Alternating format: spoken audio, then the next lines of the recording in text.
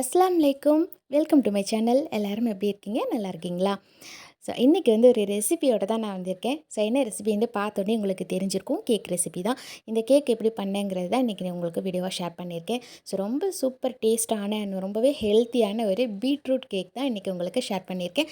So இந்த beetroot cake எப்படி செஞ்சேங்கிறத வீடியோக்குள்ளே போய் பார்க்கலாமா? அதுக்கு முன்னாடி நம்ம சேனல் இப்போ தான் ஃபஸ்ட் டைம் பார்க்குறீங்க, இன்னும் சப்ஸ்கிரைப் பண்ணவே இல்லை அப்படின்னா ப்ளீஸ் மறக்காமல் சேனல் வந்து சப்ஸ்கிரைப் பண்ணிக்கோங்க.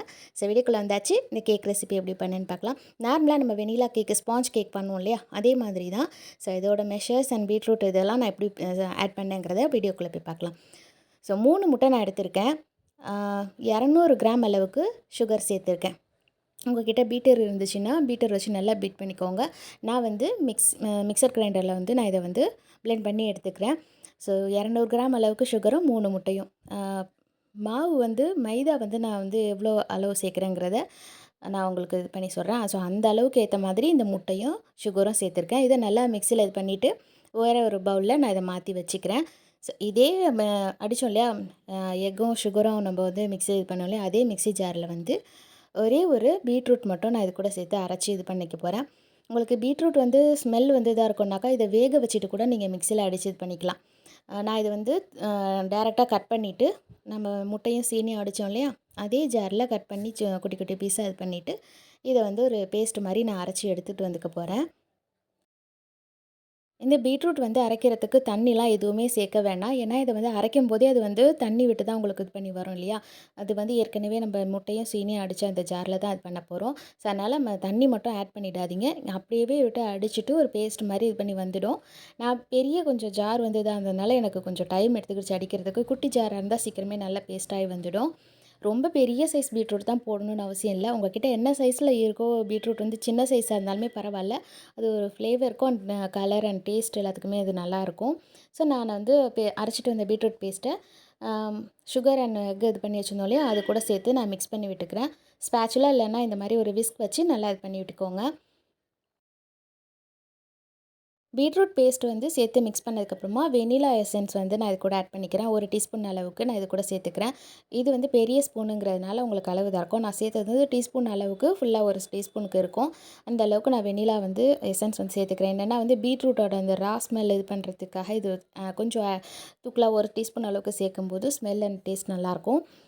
மைதா வந்து பார்த்திங்கன்னா இந்த கப்போட அளவு வந்து 250 கிராம், 250 கிராம் கப் இது. இதில் 1 கப்பும் அண்ட் வந்து கூடவே வந்து ஒரு 50 கிராம் அளவுக்குமே எடுத்திருக்கேன். மொத்தமாக வந்து 300 கிராம் அளவுக்கு நான் மாவு எடுத்திருக்கேன். இந்த 300 கிராம் மைதா ஃப்ளோருக்கு வந்து பார்த்திங்கனாக்கா 1½ டீஸ்பூன் அளவுக்கு பேக்கிங் பவுடரும், ஒரு 1/2 டீஸ்பூன் அளவுக்கு பேக்கிங் சோடாவும் எடுத்திருக்கேன். பேக்கிங் சோடா வந்து சோடா பொருட்களே நார்மல் இது தான் எடுத்திருக்கேன். அது அதிகம் நான் இது பண்ணிக்கல. பேக்கிங் பவுடர் மட்டும் 1½ டீஸ்பூன் அளவுக்கு எடுத்துக்கிட்டு மாவோடு சேர்த்து சலிச்சு எடுத்துக்க போகிறேன். ஏன்னா மாவோடு சேர்த்து நம்ம இது பண்ணும்போது ஈஸியாக வந்து அதில் மிக்ஸ் ஆகிடும் அண்ட் வந்து கட்டி இல்லாமல் உங்களுக்கு இதாகிடும். நல்லா இது மாதிரி சலிச்சு விட்டுட்டு மிக்ஸ் பண்ணிக்கலாம். இது மாதிரி ஒரு விஸ்க் இல்லைன்னா ஒரு ஸ்பேச்சுலா வச்சு நல்லா அது மாதிரி மிக்ஸ் பண்ணி விட்டுக்கோங்க. இது வந்து மிக்ஸ் பண்ணி நல்லா இது பண்ணதுக்கப்புறமா ஒரு 25 ml அளவுக்கு நான் சன்ஃப்ளவர் ஆயில் சேர்த்துருக்கேன். ரீஃபைண்ட் ஆயில் வந்து நான் இது கூட சேர்த்துருக்கேன். நல்லா சேர்த்துட்டு இதை வந்து மிக்ஸ் பண்ணி விட்டுடலாம். ரொம்ப வேகமாகலாம் வந்து மிக்ஸ் பண்ணணும், சில பொறுமையாகவே மிக்ஸ் பண்ணுங்கள், அது நல்லாவே சேர்ந்து வந்துடும். அண்ட் வந்து நீங்கள் இதுக்கு பதிலாக வந்து பட்டர் வேணாலும் இது கூட ஆட் பண்ணிக்கலாம். நான் வந்து ரீஃபைண்ட் ஆயில் மட்டுமே இது கூட சேர்த்துருக்கேன். இது சேர்த்ததுக்கப்புறமா பாலுமே வந்து நான் இந்த ஒரு ஆயில் வந்து ஒரு கப்பில் காட்டினேன் இல்லையா, அதில் 1/2 கப் அளவுக்கு மில்க் வந்து இதில் சேர்த்துருக்கேன். நம்ம மிக்ஸி ஜார் வந்து பீட்ரூட் இது பண்ணது இருக்கு இல்லையா, அதை வேஸ்ட் பண்ணாமல் அது கூட ஊற்றி பாலை வந்து சேர்த்து மிக்ஸ் பண்ணிவிட்டு பேலன்ஸ் மில்க்கையுமே இது கூட சேர்த்து நல்லா மிக்ஸ் பண்ணி விட்டுட்டேன். ரொம்ப மாவோட இது பேட்டர் கன்சிஸ்டன்சி வந்து பார்த்திங்கனாக்கா ரொம்ப கடகடன்னு லிக்யூடாகவும் ரொம்ப இதாக இருக்கக்கூடாது, ரொம்ப திக்காகவும் இருக்கக்கூடாது. நான் இதை மிக்ஸ் பண்ணதுக்கப்புறம் உங்களுக்கு காட்டுறேன். ஸோ இந்த அளவுக்கு இருந்தால் போதும். அப்போ வந்து உங்களுக்கு கேக் வந்து நல்லா சாஃப்டாக வரும். ஸோ அதுக்காக அது மாதிரி அளவுக்கு நான் சேர்த்துக்கிட்டேன்.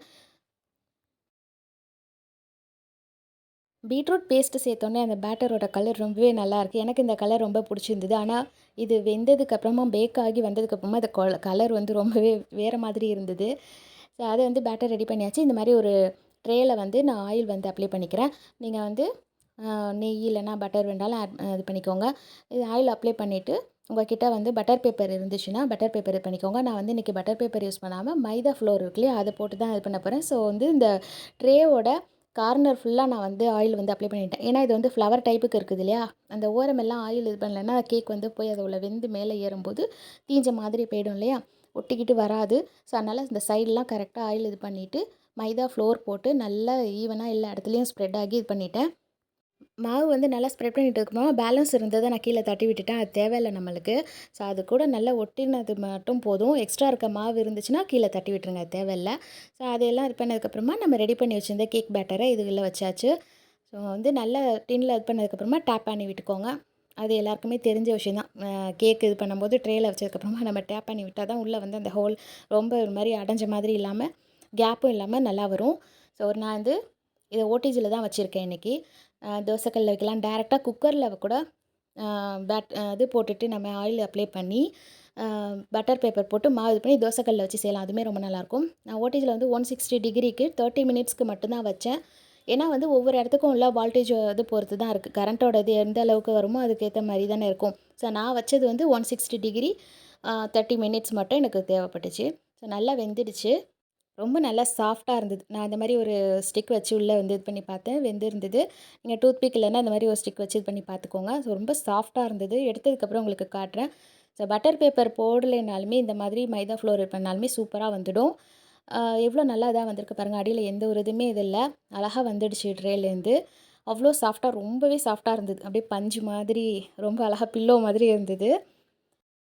ஏன்னா வந்து நான் இன்னும் கொஞ்சம் ஒயர டின் வச்சுருந்தேன்னா, உங்களுக்கு நல்ல பஃப்னு எம்பி வந்திருக்கும். நான் வச்சது வந்து கொஞ்சம் ஃப்ளாட்டான டின் இல்லையா? அதனால் இந்த அளவுக்கு தான் அதில் வந்து மாவு இது பண்ணிச்சு. எவ்வளோ ரொம்ப சாஃப்ட்டாக பஞ்சு மாதிரி இருக்குது பாருங்கள். ஸோ கண்டிப்பாக வந்து இந்த ரெசிபி உங்களுக்கு பிடிக்கும். குழந்தைங்களுக்குமே ரொம்ப ஒரு ஹெல்த்தியான ஒரு கேக் ரெசிபி. ஸோ கண்டிப்பாக ட்ரை பண்ணி பாருங்கள். ஸோ இதை கட் பண்ணி நான் உங்களுக்கு காட்டுறேன். எவ்வளோ சாஃப்ட்டாக இருக்குது அப்படின்னு பாருங்கள். உள்ளே வந்து அந்த பீட்ரூட்டோட இது எப்படி இருக்குன்ட்டு. ஏன்னா நான் சொன்னேன் இல்லையா? மாவில் வந்து நம்ம கலர் வந்து பார்க்குறதுக்கு அந்த பீட்ரூட் கலருக்கு ரொம்ப நல்லாயிருக்கும். ஆனால் வெந்ததுக்கப்புறம் அந்த கலர் வராது இல்லையா? ஸோ உள்ளே எப்படி இருக்குன்ட்டு உங்களுக்கு கட் பண்ணுறேன் பாருங்கள்.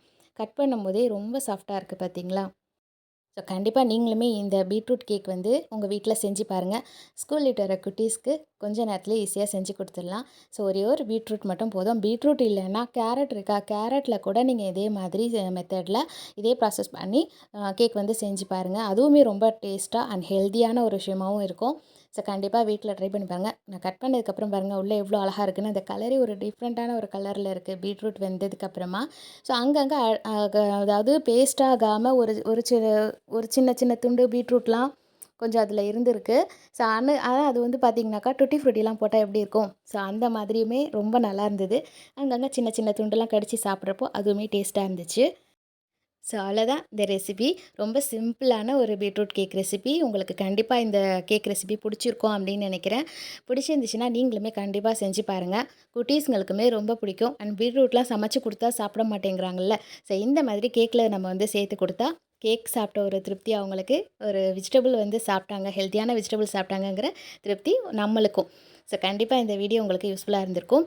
ஸோ எப்படி இருக்குது அப்படின்னு சொல்லிட்டு மறக்காமல் கமெண்ட் பண்ணுங்கள். வீடியோ பிடிச்சிருந்தா லைக் பண்ணிக்கோங்க. மறக்காமல் சேனலையுமே சப்ஸ்கிரைப் பண்ணிக்கோங்க. இன்ஷால்லா அடுத்ததாக இன்னொரு ரெசிபி ஆர் விலாகில் நான் வந்து உங்களை பார்க்குறேன். அது வரைக்கும் தேங்க்யூ. அஸ்ஸலாமு அலைக்கும்.